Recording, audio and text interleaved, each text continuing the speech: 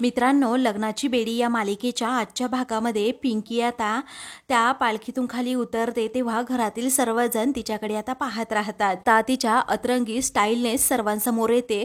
छान असा डान्स करत ती सर्वांसमोर येते. आता पिंकीची ही स्टाईल पाहून ऋतुजा रुक्मिणीला विचारते, आता ही बाया कोण आहे नवीनच?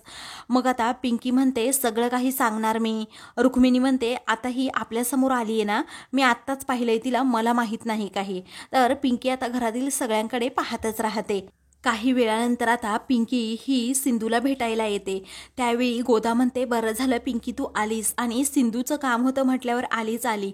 त्यावेळी आता हा प्रश्न कृष्णाचा आहे, माझ्या सिंधूचा आहे म्हटल्यावर मी येणारच ना, कारण ही कृष्णा म्हणजे माझ्या जिगरचा तुकडा आहे असं म्हणून आता पिंकी ही लगेच सिंधूकडे पाहते. तेव्हा तू माझं काम केलंत का असं कृष्णा विचारते. मग आता पिंकी म्हणते, सवाल आहे का? जसा तुझा फोन आला ना तडक मी काही माणसांना कामाला सुद्धा लावलं. त्यांच्याकडून एक खूप महत्त्वाची माहिती मिळाली, आपल्या सावीला त्यांनी गडचिरोलीला ठेवलं आहे.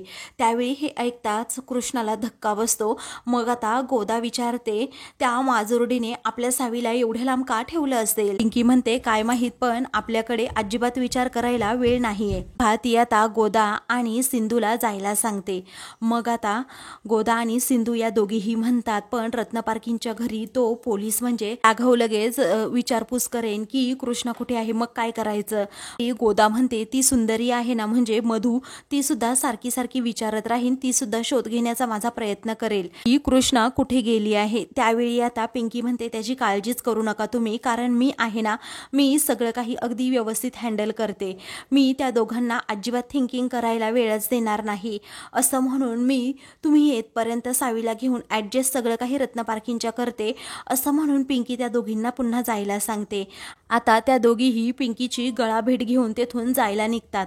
तेव्हा पिंकी म्हणते, आता मी माझ्या स्टाईलमध्येच रत्नपारखींना चांगली भुलवणार आहे असं म्हणून पिंकी आता रत्नपारखींच्या घरी जाते. सगळेजण आता तिच्या उत्तराची वाट पाहत असतात. तर पिंकी आता तिच्या स्टाईलमध्येच विचारते, तुम्ही मलाच विचारत होता ना मी कोण?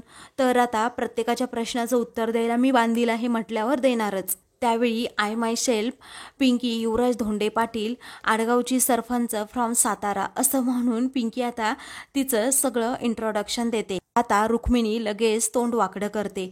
मग आता पिंकी विचारते, तुमचा प्रश्न नंबर दुसरा काय होता बरं? मी इथे का आले? तर माझा हक्क मागण्यासाठी मी इथे आल्याचं आता पिंकी म्हणते. तेव्हा घरातील सर्वांना धक्काच बसतो की नक्की पिंकी या घरची कोण आहे आणि ही असा हक्क का मागतीये.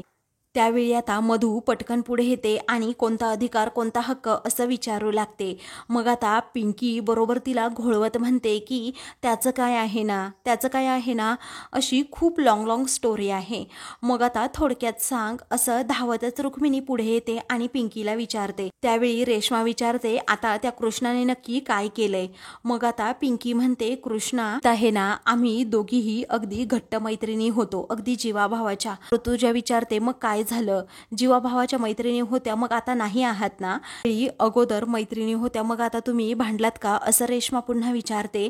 पिंकी आता ताडकन खुर्चीवरून उठते आणि लगेच गाणं म्हणू लागते. पुढे आता ऋतुजा म्हणते की तुम्ही त्या गाण्यामध्ये गम म्हणालात, परंतु कुठे तुमच्यामध्ये तर कुठे गमच दिसत नाही.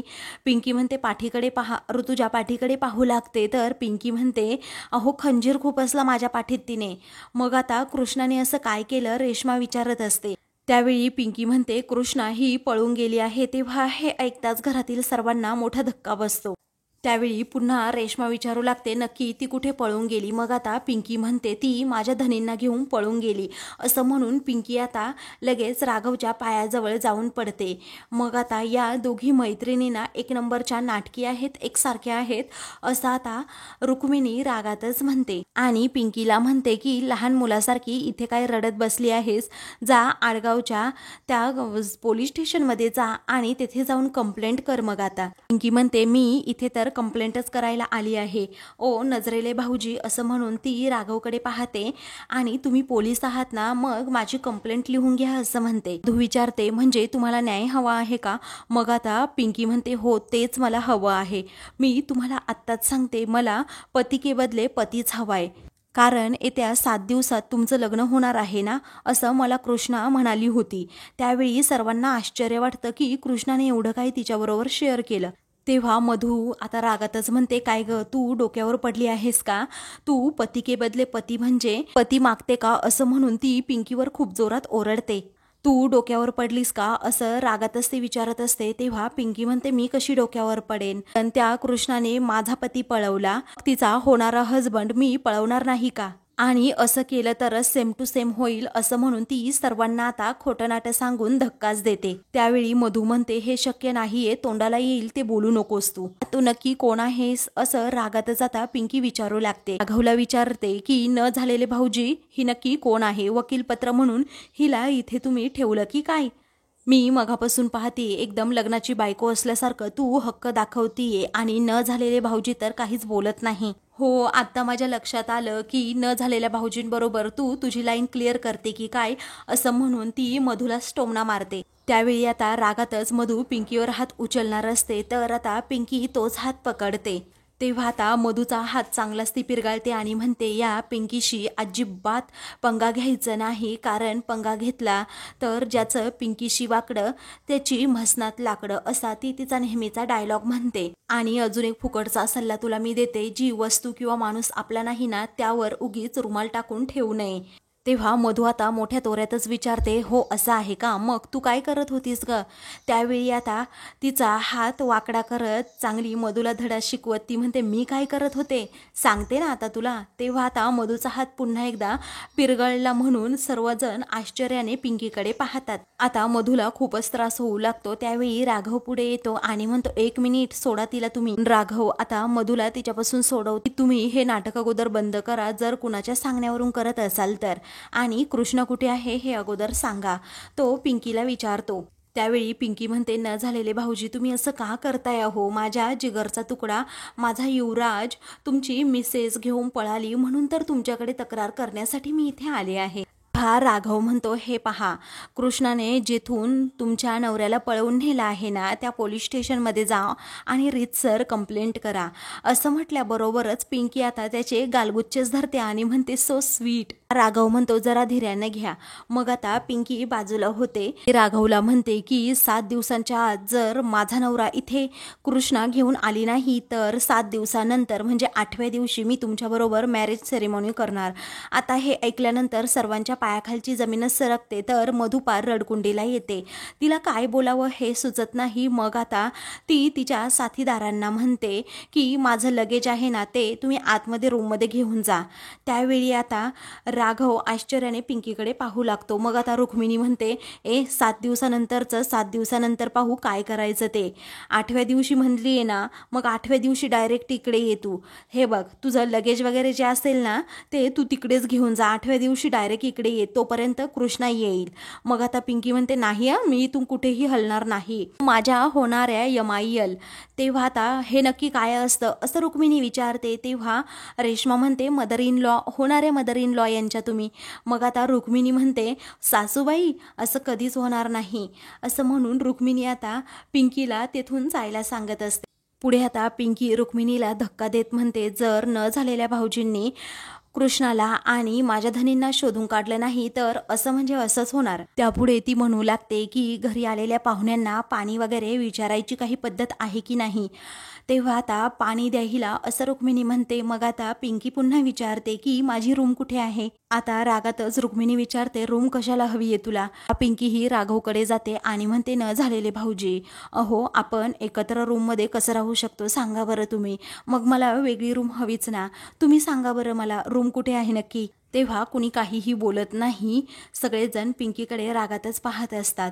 मात्र पिंकी म्हणते, ओ दादा चला माझ्या पाठीमागे, असं म्हणून ती बॅग घेऊन त्यांना पाठीमागे यायला सांगते. तेव्हा सर्वजण आता धावतच तिच्या पाठीमागे जातात आणि ए मुली थांब अगोदर, असं म्हणतात. तेव्हा मधू देखील आता रागातच तेथून जाते. तर राघव काहीतरी विचार करतच रूममध्ये येतो. आता त्याला कृष्णाचं सगळं बोलणं आठवत असतं. मग आता तो म्हणतो, अगोदर ती कृष्णा आणि मग नंतर ती पिंकी, काय करावं, डोक्याला नुसता ताप झालाय. पुढे आता तो म्हणतो की या पिंकीच्या बोलण्यावर विश्वास ठेवण्या अगोदर सत्य काय आहे ना ते मला अगोदर जाणून घ्यायला हवं. तेवढ्यातच तिथे आता मधू येते आणि म्हणते राघव त्या पिंकीच्या बोलण्यावर अजिबात विश्वास ठेवू नको, कारण मला माहीत आहे हे असं काहीच होणार नाही.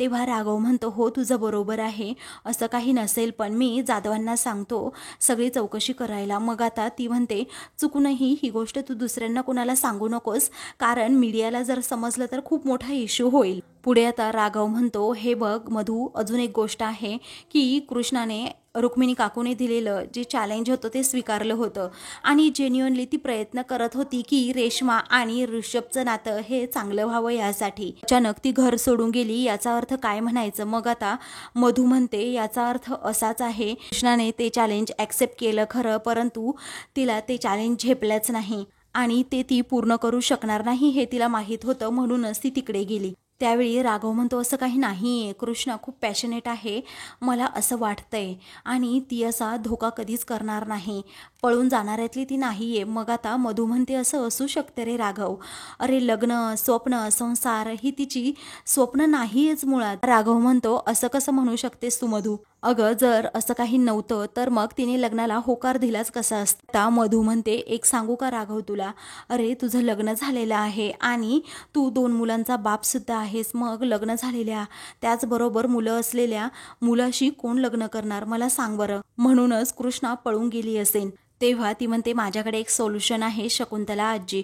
मग आता राघव म्हणतो माझ्या पर्सनल मॅटरमध्ये, म्हणजे आपल्या पर्सनल मॅटरमध्ये बाहेरच्या व्यक्तींना इन्व्हॉल्व करण्याची अजिबात गरज नाही, तुला माहीत आहे ना ती शकुंतला आजी कशी आहे. मग आता मधू म्हणते हो, अरे पण माझा प्रॉब्लेम त्या नेहमी समजून घेतात, मी जर फोन केला ना चुटकीसरशी आपला प्रॉब्लेम त्या सॉल्व करतील, आणि मी त्यांना फोन केल्यानंतर त्यांची सर्व माणसं कृष्णाला शोधायला आपल्याला मदतसुद्धा करतील.